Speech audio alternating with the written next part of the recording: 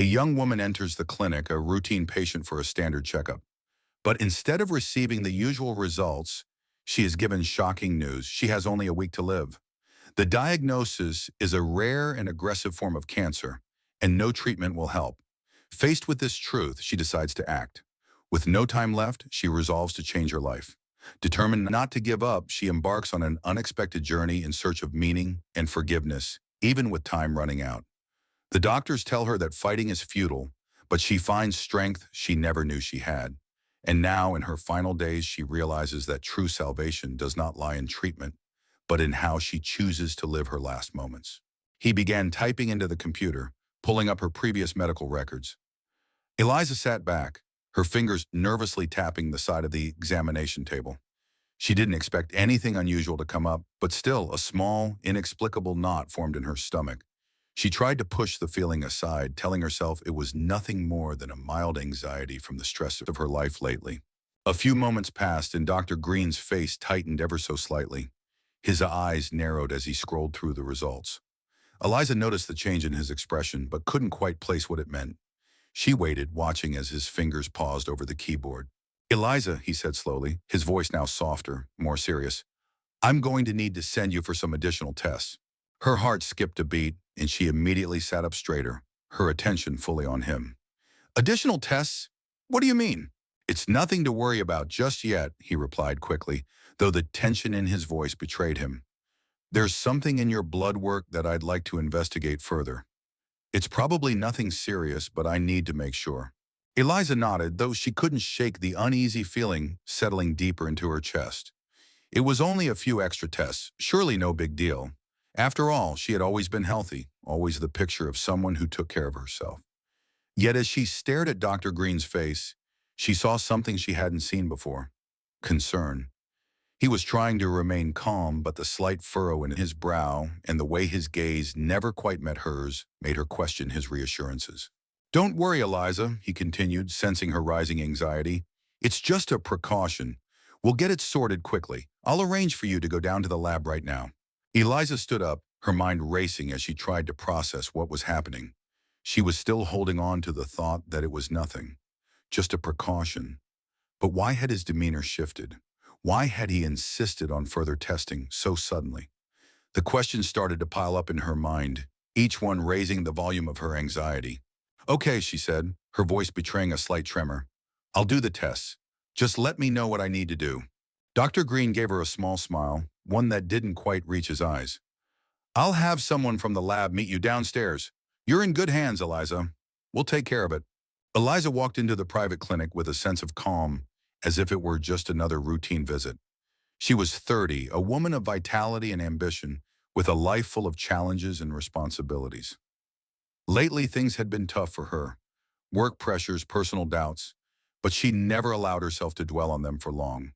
She had always been someone who faced obstacles head-on, ready to tackle anything life threw her way. This was no different. After all, it was just a checkup, a simple, ordinary task that most people in her position did without a second thought. Eliza left the room, her legs a little unsteady beneath her, the weight of uncertainty pressing down harder with each step. She couldn't quite shake the feeling that something was wrong. She had always been healthy, always in control, and yet now she was being thrust into a situation where she had no control. She walked down the hallway, her thoughts a blur. As she approached the elevator, she tried to tell herself that everything was fine, that it was just a routine thing, something to clear up and move on from. But deep down, she felt that the world she had known, the world where she controlled every aspect of her life, was slipping away. Eliza sat on the sterile examination table, her hands gripping the sides as she anxiously waited for the results of the tests. Her heart raced in her chest, thudding against her rib cage with a force that seemed louder than ever before. She had been calm earlier, convincing herself that it was just a precaution, that everything would be fine. But now, as the minutes dragged on, a sinking feeling had taken root deep within her, something she couldn't ignore. She tried to steady herself, but the knot in her stomach only tightened. It was strange. She had always prided herself on being the type of person who handled challenges with grace, who faced problems head-on. But this was different. This was not just another checkup.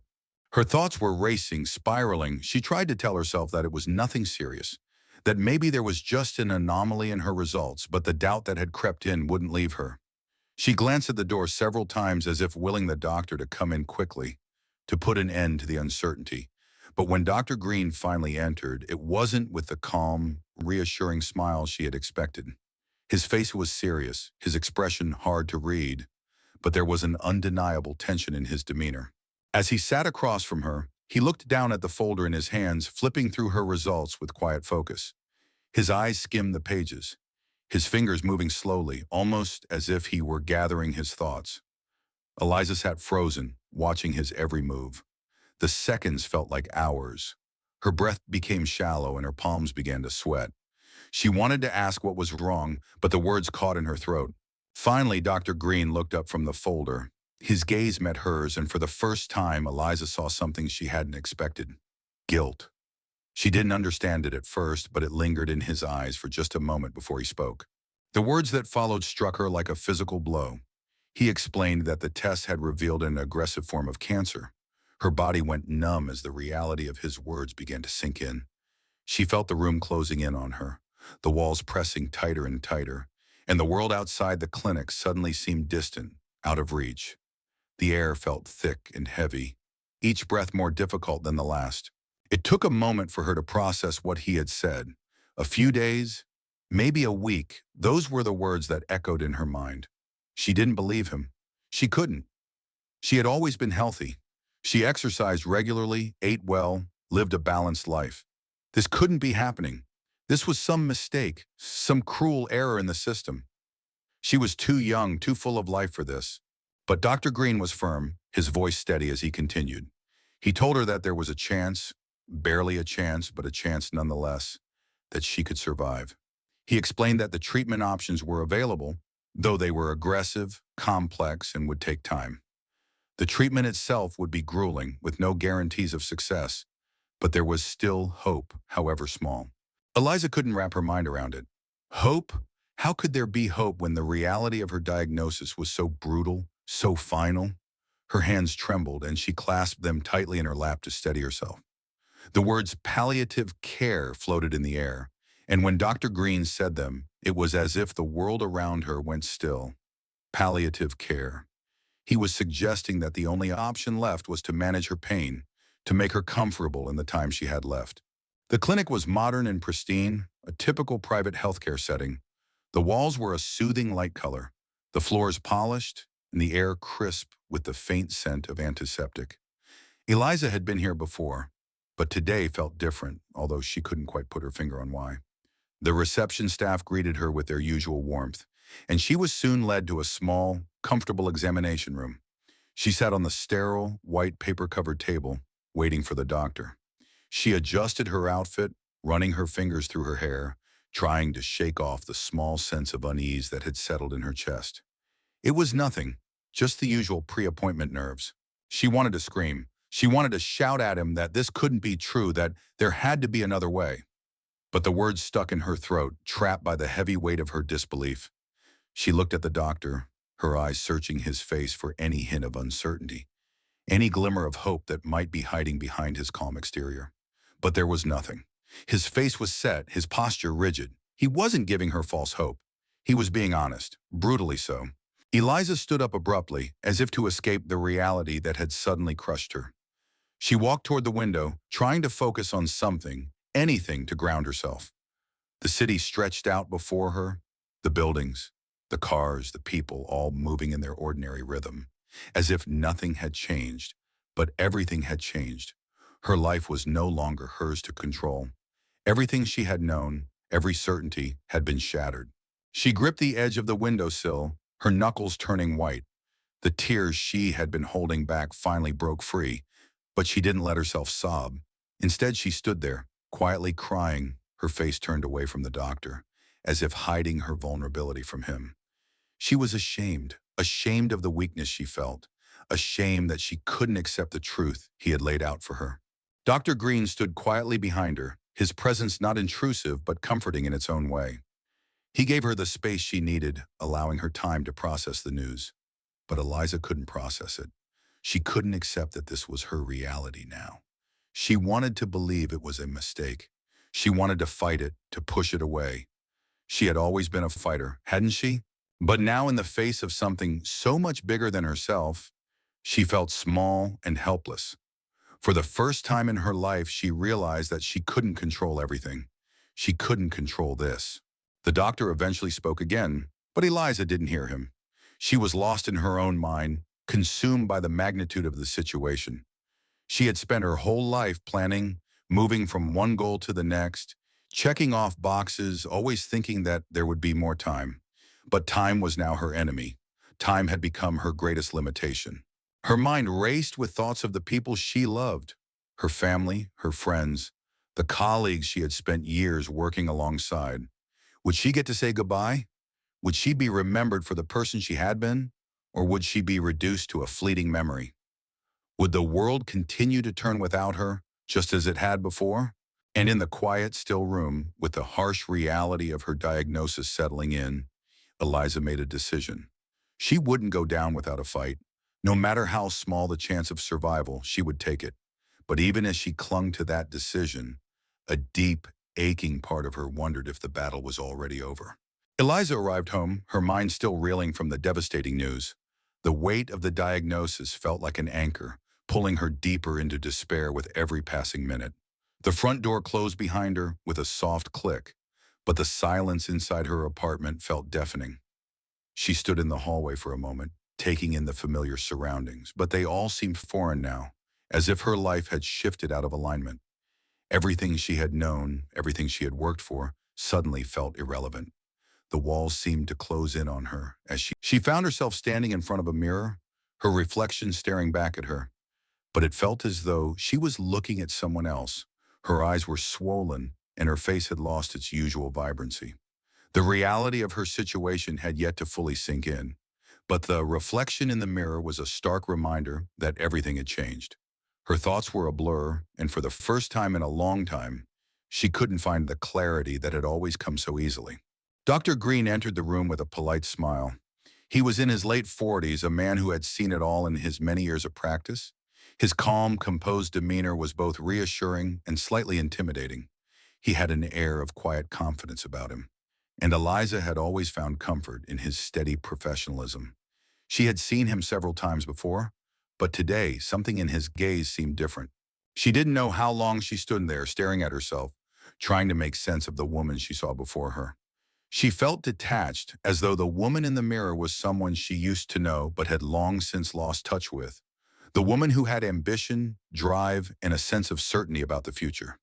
That woman was gone, replaced by someone who had no idea what her life would look like a week from now or even a day from now. Her mind kept returning to the diagnosis, to the cold reality that she had mere days left. The doctors had given her a week, maybe less. What could she possibly do with such little time? The thought of her impending death filled her with a deep, suffocating fear. It wasn't just the fear of the physical pain, though that was certainly part of it. It was the fear of leaving things undone, of never having truly lived, of never having made peace with the things that haunted her. As the weight of the moment settled heavily in her chest, Eliza knew that she could not sit idly by and wait for time to slip away. There had to be more to her final days than simply waiting for the inevitable. The thought of facing death without having made amends, without having taken action, was unbearable. So she decided she would make use of whatever time she had left. Eliza took a deep breath and walked over to the desk where her phone lay. The cold, hard truth was that she had been putting things off for too long. She had neglected relationships, abandoned connections, and avoided confronting the unresolved issues in her life. All of that needed to change now. Sitting down at the desk, she took the phone in her hands, her fingers trembling slightly. She scrolled through her contacts, pausing briefly at the names of people she had lost touch with over the years. Friends, colleagues, family members, some who had drifted away because of petty disagreements, others because of her own pride and stubbornness.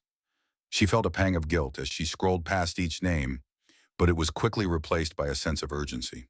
There was no time to waste on pride anymore. She needed to make things right, to apologize to those she had hurt, to reconcile with the people she had once loved.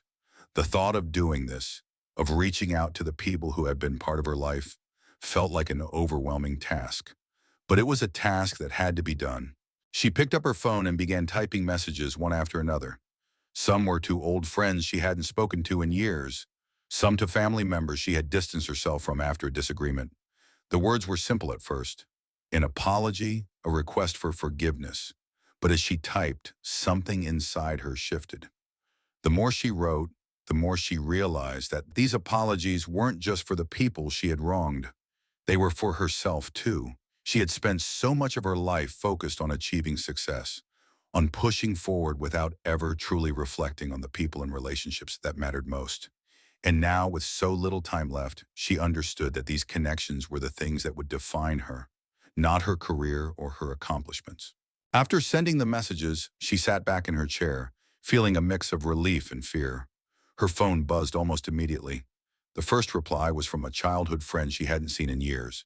The message was short but warm, a simple acknowledgement of her apology. The second reply was from her mother, a response that was much more emotional. Her mother had always been a steady presence in her life, and Eliza had taken that for granted. As she read her mother's message, a tear slipped down her cheek. For a moment, Eliza felt a flicker of hope. Maybe, just maybe, there was still time to rebuild something meaningful. She thought about how she had lived her life, always focused on the future, always rushing toward the next goal. But now she realized that what mattered most was not what lay ahead, but the moments she could create in the time she had left. The next few days passed in a blur. Eliza met with the people she had reached out to, some in person, some over the phone. There were tears, there were apologies, and there was laughter. Slowly, she began to feel like she was closing the gaps in her life, stitching together the parts of herself she had ignored or abandoned. Each conversation was a step toward healing, not just for the people around her, but for herself. "How have you been, Eliza?" he asked, settling into his chair with a clipboard in hand. But even as she worked through her past, Eliza couldn't shake the feeling that something more was required.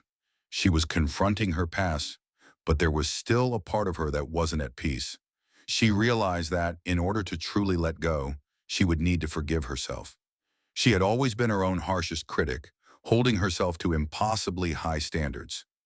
And now, in the face of her own mortality, she understood that the greatest gift she could give herself was the ability to forgive, to release the burdens of guilt and regret that had weighed on her for so long. Eliza took one last look at herself in the mirror, this time with a sense of clarity. She wasn't the same person who had walked into the clinic days ago. She wasn't the same person who had been consumed by fear and uncertainty. She had changed, and in that change, she found peace. Eliza sat at a small corner table in the cafe, her hands wrapped around a warm cup of tea as she gazed out the window.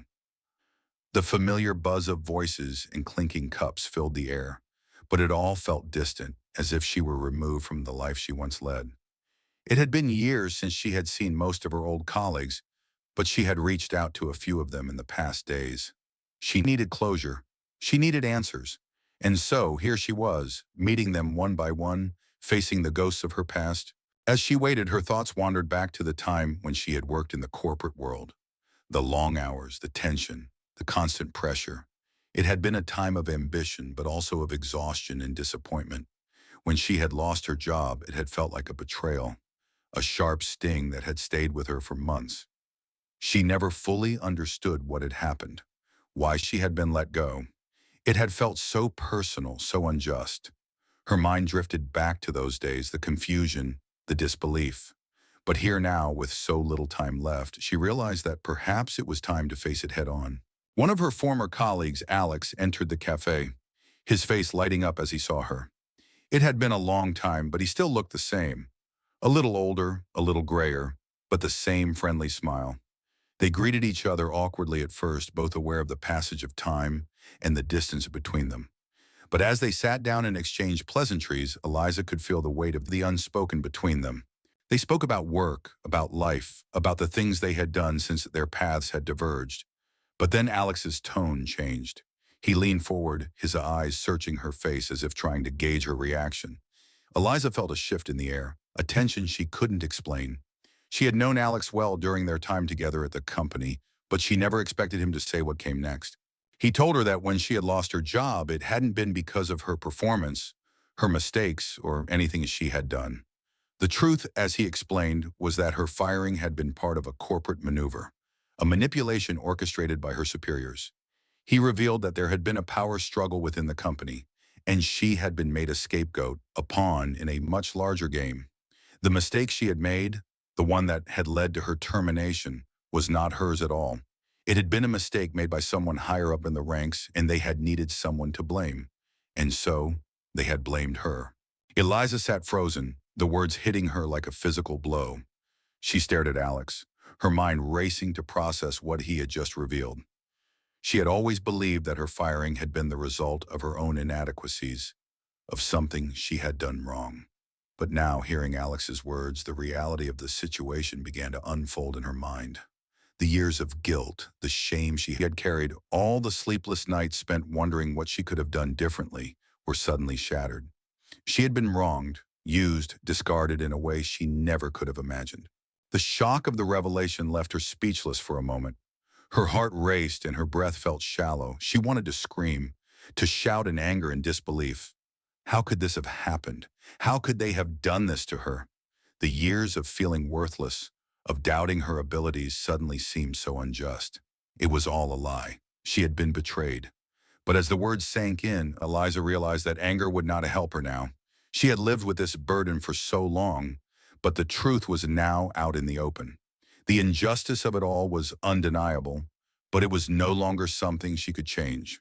As the conversation continued, Eliza's mind began to shift. She thought of the life she had led, the decisions she had made, the people she had tried to please. For so long, she had blamed herself for her downfall. But now she understood that the circumstances surrounding her job loss were beyond her control. The manipulation, the corporate games, none of it had been her fault. She had been a victim of forces she couldn't have predicted or fought against, and yet she had carried the weight of it for years, allowing it to define her.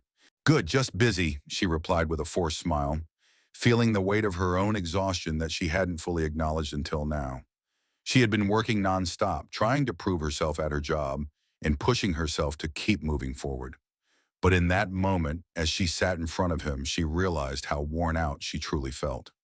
Maybe this checkup wasn't just a formality after all. But now, with the diagnosis of her illness, Eliza found herself facing a new kind of truth. What had happened in the past, as painful as it was, no longer seemed as important as it once had. She realized that in the face of her own mortality, the conversation with Alex had shaken her to the core, but it also gave her a sense of clarity. She understood that she couldn't change the past, no matter how much she wanted to. She could not undo the wrongs that had been done to her, and she could not rewrite the chapters of her life that had already been written. But what she could do was change how she lived now. In the moments she had left, she could forgive herself for the things she had carried, for the mistakes she had thought were hers alone. She could find peace in the knowledge that she had done the best she could with the hand she had been dealt. As she left the cafe and walked out into the crisp evening air, Eliza felt a sense of quiet determination. The weight of the past was still there, but it no longer defined her. She had been wronged, yes, but that was not all she was. She was still Eliza, and she still had the power to choose how she would spend her remaining time. The past no longer had the hold on her that it once did. With each step she took, she felt herself moving further away from the pain and closer to the peace she so desperately needed. As the evening sky painted the city in shades of deep purple and soft gold, Eliza walked through the park, her steps slow and deliberate. The crisp air brushed against her face and the sounds of the city seemed to fade away, replaced by the gentle rustling of leaves and the distant hum of traffic. The park had always been a place of solace for her, a quiet retreat from the noise of the world. It was here, years ago, that she had met him, her first love. The memories flooded back as she walked along the familiar paths, her thoughts drifting to a time when everything had felt simpler, when her heart had been lighter and full of hope. Back then, she had been young, naive even, but there had been something about him that had captivated her. They had shared so many moments in this very park, talking about their futures, dreaming of the life they would build together. But those dreams had been shattered long ago. The love they had shared had ended in heartbreak, leaving her with a lingering ache that had never fully healed. As she walked, the memories of that time felt distant, like another life, another version of herself. The park was peaceful now, almost serene in the fading light. She sat on a bench by the fountain, her eyes scanning the surroundings. It had been years since she had come here alone, but now, with the weight of her diagnosis pressing down on her, she felt the need to reconnect with this place, to find a sense of peace amidst the memories that still clung to her. The world felt different now, as if time had slowed down just enough for her to notice the small things she had once overlooked. The sound of the water splashing in the fountain, the chirping of birds settling in the trees, the scent of the earth and fresh grass. It all seemed so vivid, so real. As she sat there lost in thought, she saw a familiar figure walking toward her. It took a moment for her to recognize him, but when she did, her heart skipped a beat. There he was, standing before her. Her old love, the one who had once meant everything to her. The years had changed him, just as they had changed her. He had aged, his hair now graying at the temples, his face marked by time and experience. But there was something in his eyes that hadn't changed. The same warmth, the same familiarity that had drawn her to him all those years ago. They stood in silence for a moment, neither knowing what to say.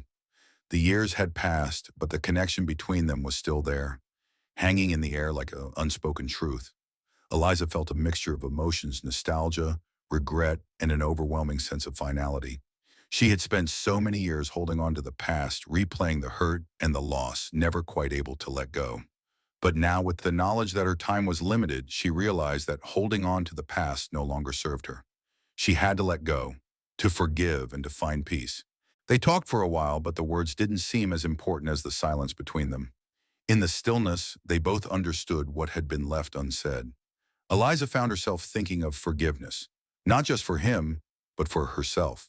She had spent so much time blaming herself for the things that had gone wrong, for the ways her life had turned out differently than she had planned. But now, with the weight of her illness looming over her, she realized that forgiveness was not about absolving anyone of guilt. It was about setting herself free. The past no longer held the power to control her. She had to forgive, not for him, but for her own peace of mind. In that moment, surrounded by the beauty of the park, Eliza understood that true freedom did not come from winning or conquering. It came from letting go of the burdens that weighed her down, from accepting the things she couldn't change and finding the courage to move forward, even when the path ahead seemed uncertain. He nodded thoughtfully, looking at her medical history on the screen in front of him. Any concerns you'd like to mention today? As the sun dipped below the horizon, casting long shadows across the park, Eliza knew that she had made her peace with the past, the love she had shared with him, the mistakes they had both made, and the years they had spent apart. All of it was part of her story, but it no longer defined her. She had taken control of her own narrative, choosing to let go of the anger, the regret, and the pain that had held her captive for so long. With a final lingering glance at the man she had once loved, Eliza stood up and walked away, her heart lighter than it had been in years. The park, the memories, and the past were now behind her. What mattered now was how she would spend the time she had left, and she was determined to live it with the peace she had found in forgiveness. As she walked toward the city, the world felt different, quieter, gentler, as if she had finally come home to herself. Eliza lay quietly in the sterile white bed of the hospital room, the soft beep of the monitors providing a rhythmic background to the stillness of the space. Her face, once filled with anxiety and fear, now held an expression of peaceful acceptance. The room was dim, the soft glow of the early morning light just beginning to filter through the window blinds. She had spent so many nights staring at the ceiling, wrestling with the weight of her diagnosis, the fear of what was to come, but now in these final hours she had come to a place of calm, of quiet understanding. The days had blurred together in the hospital, a mix of tests, treatments, and visits from doctors and nurses, all trying to prolong her life. But Eliza had stopped thinking about the fight. She no longer clung to the hope that there was some miracle cure, some way to escape the inevitable. Instead, she had begun to focus on what truly mattered: her inner peace, her ability to let go of the pain and regret that had weighed so heavily on her for so long. She had made peace with her past, with the mistakes she had made and the wrongs she had suffered, And now, with the reality of her situation staring her in the face, she had found the strength to embrace it. As the sun began to rise, painting the sky with shades of pink and orange, Eliza closed her eyes and let the warmth of the morning light wash over her. She wasn't afraid anymore. There was no more fear of the unknown, no more dread of what would come next. The physical pain she had experienced in the days leading up to this moment had faded, replaced by a sense of deep, quiet acceptance. Her body was weak, but her mind was clear, and her heart was full of a quiet gratitude for the life she had lived, for the people she had loved, and for the lessons she had learned. The door to her room opened gently, and Dr. Green entered, his footsteps soft against the floor. He paused for a moment when he saw her, his eyes taking in the peaceful expression on her face. There was no sign of the fear or confusion that had once filled her when she first received the diagnosis. Instead, he saw a woman who had made her peace with what was happening, who had found a quiet strength that he hadn't seen in her before. He approached her bedside, his hand reaching out to check her vitals. As he did, he looked at her, a soft smile tugging at the corners of his lips. It wasn't the smile of a doctor who had done all he could to save a patient, but the smile of someone who recognized that this woman had found something much more important than just survival. She had found the courage to live in the face of death, to accept the inevitable without fear or regret. It was a smile of respect, of understanding. Eliza's eyes fluttered open as she felt his presence beside her. She met his gaze and offered a small, serene smile. There was no need for words between them. They both understood that the struggle was over, and that what remained was not a battle, but a quiet acceptance of what had been. Eliza had fought in her own way, not with medicines or treatments, but with her heart. She had chosen to live her final days with grace, with forgiveness, and with a deep sense of peace.